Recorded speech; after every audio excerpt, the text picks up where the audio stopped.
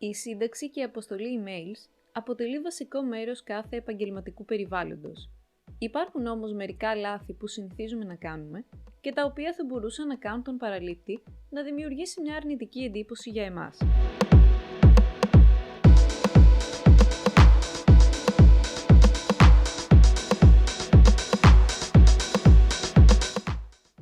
Ο σωστός τρόπος σύνταξης και αποστολής emails για την εργασία μας απαιτεί χρόνο και εξάσκηση.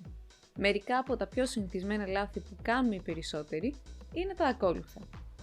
Νούμερο 1. Απουσία θέματος του email. Η απουσία ενός σαφούς και ακριβούς θέματος είναι ένα πολύ διαδεδομένο σφάλμα κατά τη σύνταξη emails που στέλνονται σε πελάτες, συνεργάτες ή συναδέλφους. Το θέμα του email είναι το πρώτο πράγμα που θα δουν οι παραλήπτες. Γι' αυτό είναι πολύ σημαντικό να υπάρχει ένα θέμα που θα δώσει στον παραλήπτη μια εικόνα για το περιεχόμενο του email. Καθημερινά λαμβάνουμε πολλά μηνύματα. Προτεραιότητα θα δώσουμε σε αυτά που θεωρούμε πιο σημαντικά. Η ύπαρξη θέματος email είναι απαραίτητη για να καταλάβουμε αμέσως ποια emails είναι όντως σημαντικά. Το θέμα πρέπει να είναι γραμμένο έτσι ώστε να τραβήξει την προσοχή του παραλήπτη. Για παράδειγμα, αντί να γράψετε απλώς ενημερωτικό δελτίο, γίνετε πιο δημιουργικοί και δώστε κάποια ενδιαφέρουσα σχετική λεπτομέρεια που θα προκαλέσει την περιέργεια του παραλήπτη. Νούμερο 2. Χρήση μιας μη επαγγελματικής διεύθυνσης email. Όταν έχουμε να κάνουμε με την εργασία μας, καλό είναι να μην χρησιμοποιούμε το προσωπικό μας email. Ειδικά αν αυτό περιλαμβάνει αντί για το όνομά μας, το όνομα κάποιου καρτούν που αγαπούσαμε ως παιδιά ή κάτι αντίστοιχο. Φανταστείτε πώς θα αντιδρούσε ένας πελάτης ή ένας συνάδελφος αν λάμβανε ένα email από το barbie@gmail.com. Οι μη επαγγελματικές διευθύνσεις email σας κάνουν να φαίνεστε μη επαγγελματίες. Νούμερο 3. Απουσία υπογραφής και signature box. Η υπογραφή σας στο τέλος κάθε email και οι πληροφορίες επικοινωνίας που βρίσκονται κάτω από αυτήν είναι απαραίτητα στοιχεία. Το σημείο κάτω από την υπογραφή περιέχει το πλήρες όνομα και τα στοιχεία επικοινωνίας σας και είναι κάτι σαν μια ταυτότητα για εσάς σε ένα επαγγελματικό περιβάλλον. Βοηθάει τους παραλήπτες να αναγνωρίσουν ποιος είστε, σε ποια εταιρεία εργάζεστε, ποιον επαγγελματικό τίτλο φέρετε, αλλά τους δίνει επίσης την ευκολία να επικοινωνούν μέσω άλλων πλατφορμών επικοινωνίας. Πριν δημιουργήσετε το blog υπογραφής σας, φροντίστε να ενημερωθείτε αν η εταιρεία σας έχει συγκεκριμένο format που πρέπει να ακολουθήσετε. Εάν όχι, συμπεριλάβετε τα ακόλουθα στοιχεία: πλήρες όνομα, ρόλος, ομάδα τμήμα, όνομα εταιρείας, αριθμό τηλεφώνου, εταιρικό ιστότοπο, εταιρικά social media.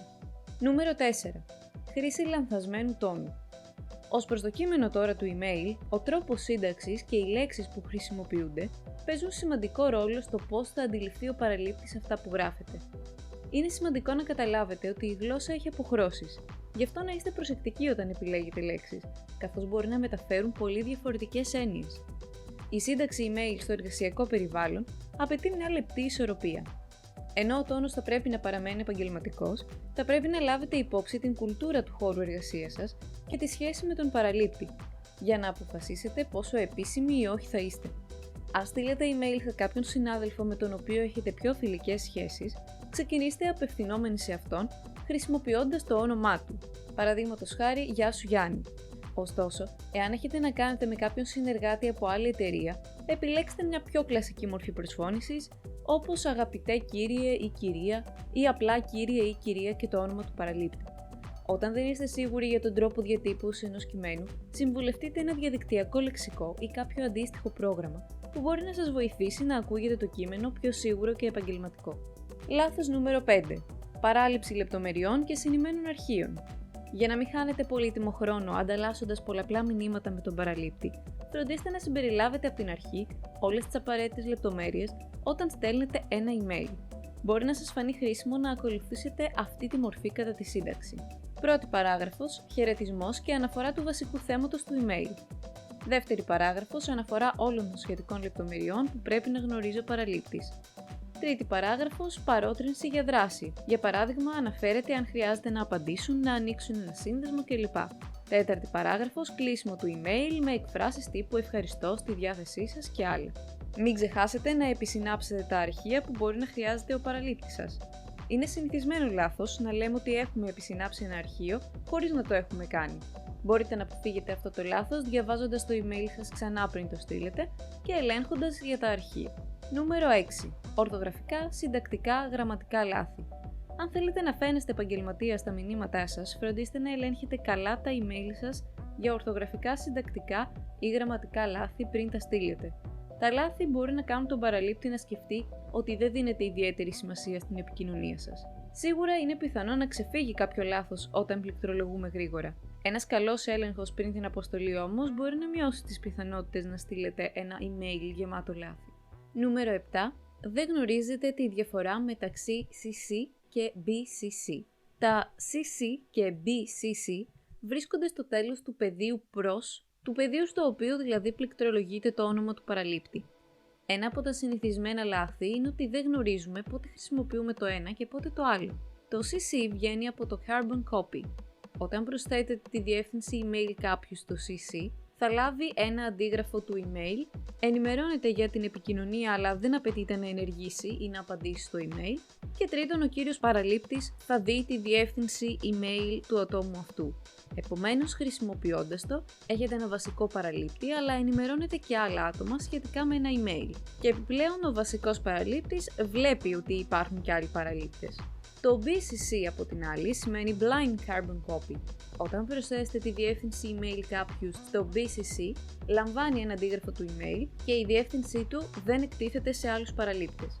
Εάν κάποιος από τα πεδία προς ή CC πατήσει απάντηση σε όλους, οι παραλήπτες στο BCC δεν θα λάβουν email. Μπορείτε να χρησιμοποιήσετε το BCC για να αποτρέψετε άλλους παραλήπτες να γνωρίζουν ότι κάποιος άλλος περιλαμβάνεται στο email. Νούμερο 8. Αποστολή emails σε ώρες εκτός γραφείου. Η συγκίνηση ενός νέου project μπορεί να είναι μυθιστική και να σας κάνει να αισθάνεστε ότι το να στέλνετε email στο αφεντικό σας ή στους συναδέλφους σας στις 3 το πρωί είναι αποδεκτό. Αυτό όμως θα μπορούσε να οδηγήσει σε προβλήματα στη συνέχεια, καθώς μπορεί να δώσει την εντύπωση ότι δεν σέβεστε το χρόνο τους. Εκτός αν πρόκειται για κάτι επίγον, φροντίστε να στέλνετε τα emails εντός των εργάσιμων ωρών και αφήστε αρκετό χρόνο για να απαντήσουν οι άλλοι. Εάν το θέμα σας απαιτεί άμεση προσοχή, επικοινωνήστε με γραπτό μήνυμα ή τηλεφώνημα. Αν θέλετε να στείλετε κάποιο email μια συγκεκριμένη στιγμή που είναι όμως ακατάλληλη, δοκιμάστε να το προγραμματίσετε ώστε να φτάσει στο inbox του παραλήπτη κατά τις ώρες εντός γραφείου. Νούμερο 9. Μεγάλη καθυστέρηση στην απάντηση emails. Η καθυστερημένη απάντηση σε μηνύματα που σχετίζονται με την εργασία σας μπορεί να θεωρηθεί ως ένδειξη αδιαφορίας προς τη δουλειά σας. Προσπαθήστε να απαντάτε εντός 24 ωρών ή εντός του συγκεκριμένου χρονικού πλαισίου που έχει ορίσει ο αποστολέας και αν χρειάζεστε περισσότερο χρόνο, ενημερώστε τον αμέσως. Με το να είστε γρήγοροι και σαφείς στην επικοινωνία σας, δείχνετε ότι παίρνετε το μήνυμά του σας σοβαρά. Αν είστε απασχολημένοι ή εκτός γραφείου, μια χρήσιμη στρατηγική θα ήταν να ενεργοποιήσετε τις λειτουργίες αυτόματης απάντησης του ηλεκτρονικού ταχυδρομείου. Τα email σας μπορούν να αφήσουν μια θετική ή αρνητική εντύπωση στους συναδέλφους, τους πελάτες ή τους συνεργάτες σας. Αποφεύγοντας τα παραπάνω λάθη κατά τη σύνταξη και την αποστολή των emails, μπορείτε να είστε σίγουροι ότι θα δημιουργήσετε μια καλή εικόνα.